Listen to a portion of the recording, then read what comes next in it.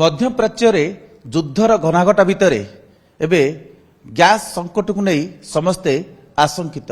ଆଉ ଉପଭୋକ୍ତାମାନେ ଲମ୍ବା ଲାଇନ୍ ଲଗାଉଛନ୍ତି ଡିଲରମାନଙ୍କ ପାଖରେ।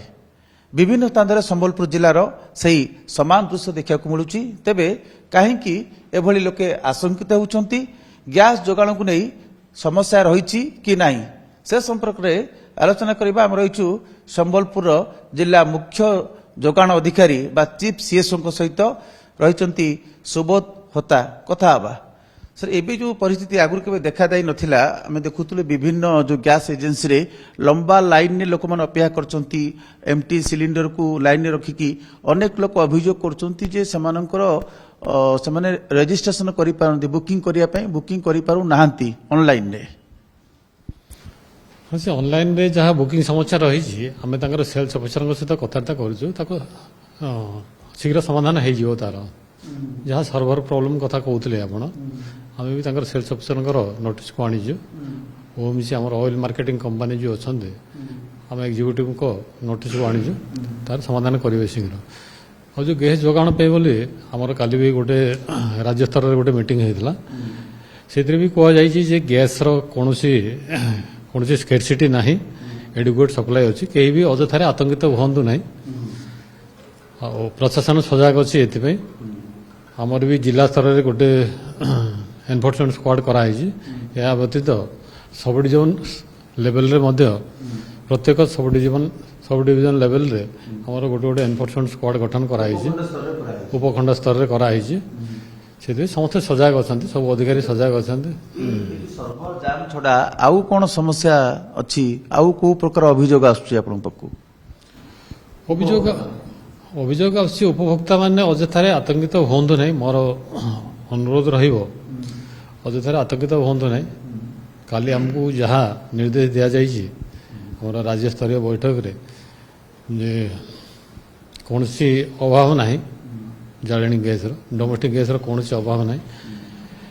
ସେଥିପାଇଁ ଅଯଥାରେ କେହି ଆତଙ୍କିତ ହୁଅନ୍ତୁ ନାହିଁ। ପ୍ରଶାସନ ବି ସଜାଗ ଅଛନ୍ତି। ଡୋମେଷ୍ଟିକ୍ ଗ୍ୟାସ୍ ଆଉ କମର୍ସିଆଲ ଗ୍ୟାସ୍ ବୁକିଂରେ ସମସ୍ୟା ଅଛି ନା ସେ ଠିକ୍ଠାକ୍ ଚାଲିଛି? ନା, କମର୍ସିଆଲ ଗ୍ୟାସ୍ର ବର୍ତ୍ତମାନ ରେଷ୍ଟ୍ରିକ୍ସନ୍ ଅଛି। କମର୍ସିଆଲ ଗ୍ୟାସ୍ ବର୍ତ୍ତମାନ ଏବେ ଆଉ ରିସିଭ୍ ହେଉନି।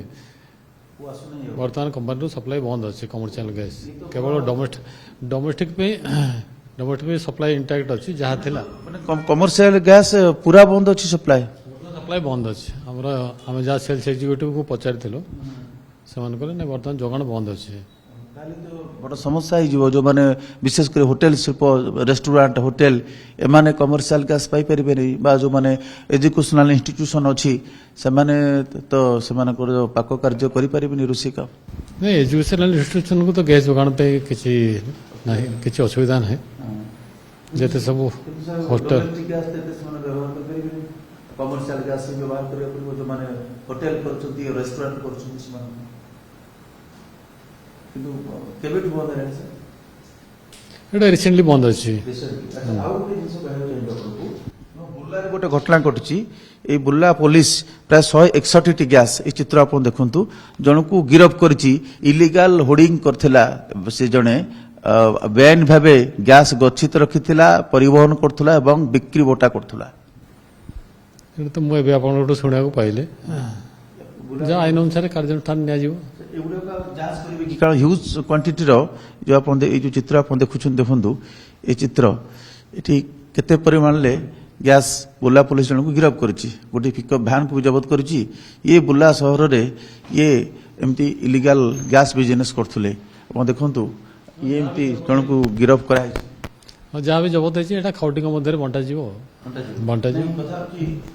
ଆଉ ଏମିତି କିଏ ଏଇ ପରିସ୍ଥିତିର ଫାଇଦା ନ ନେବେ? ଇଲିଗାଲ ବୁର୍ଲାରେ ହେଇଛି, ତ ଅଲଗା ଜାଗାରେ ବି କିଏ ଇଲିଗାଲ ଷ୍ଟୋରେଜ କରିଥିବ। ସେଥିପାଇଁ ଆମର ସ୍କ୍ୱାଡ୍ କରାହେଇଛି, ସେମାନେ ବୁଲିବେ ଏସବୁ ଜିନିଷ ଚେକ୍ କରିବା ପାଇଁ। ଶେଷରେ ଗୋଟେ ପ୍ରଶ୍ନ, ସେମାନଙ୍କୁ ଆଶ୍ୱାର କରିବେ ଆପଣ ଯେ ସେମାନେ ନିଶ୍ଚିନ୍ତ ରହିବେ, ଗ୍ୟାସ୍ ସେମାନଙ୍କୁ ମିଳିପାରିବ, କିଛି ଅସୁବିଧା ହେବନି? ସେ କଥା ତ ମୁଁ କହିସାରିଛି ଆଗରୁ। ନା, ଅସୁବିଧା କିଛି ହେବା କଥା ନୁହଁ। ଧନ୍ୟବାଦ। ଗୋଟିଏ ପକ୍ଷରେ ଯୋଗାଣ ବିଭାଗ ବିଭିନ୍ନ ସ୍କ୍ୱାଡ୍ ଗଠନ କରିଛି, ଯାଞ୍ଚ କରୁଛି କିପରି ଗ୍ରାହକମାନେ କିପରି ଉପଭୋକ୍ତାମାନେ ସେମାନେ କୌଣସି ସମସ୍ୟା ବିନା ସେମାନେ ପାଇପାରିବେ, ଏଲ୍ପିଜି ଗ୍ୟାସ୍ ପାଇପାରିବେ। ଅନ୍ୟ ପକ୍ଷରେ ଆଉ ଗୋଟିଏ ସୂଚନା ମଧ୍ୟ ଆସୁଛି, ବୁର୍ଲାରେ ମଧ୍ୟ ବ୍ୟାପକ ପରିମାଣର बेआईन भाव गच्छित रखिଥିବା ଗ୍ୟାସ୍ पुलिस जबत करछि जणकु मध्ये अरेस्ट करछि एही भितरे ग्यास बुकिंग करिया पई ऑनलाइन ने सर्वर जाम रोथबा कहि कि मध्ये बुकिंग करिबार मध्ये समस्या सृष्टि होउछि ए भितर देखिबा कथा जे केबे ग्राहक माने से माने सुरुखुर रे ग्यास पाई परिबे एवं एई जो समस्या रु बाहर को आस परिबे कैमरा पर्सन रंजन को सह संजय कुमार जेना गाड़ी किनिबाको भाबुछंती ताले आसंतो कार बाजार जोटी आपनकु मिलिबो लो प्राइस कार ठु आरंभ करी लग्जरियस कार्स 10,000 किलोमीटर पर्यंत वारंटी और अफोर्डेबल प्राइस रे औ हां एबे आपनकर फेवरेट कार बाजार रो सेकंड आउटलेट खोली जायछि ऑपोजिट ऑफ एसोटेक वॉल पहाड़ भुवनेश्वर ताले बे लो प्राइस रे लग्जरियस कार किनंतो केवल कार बाजार रु।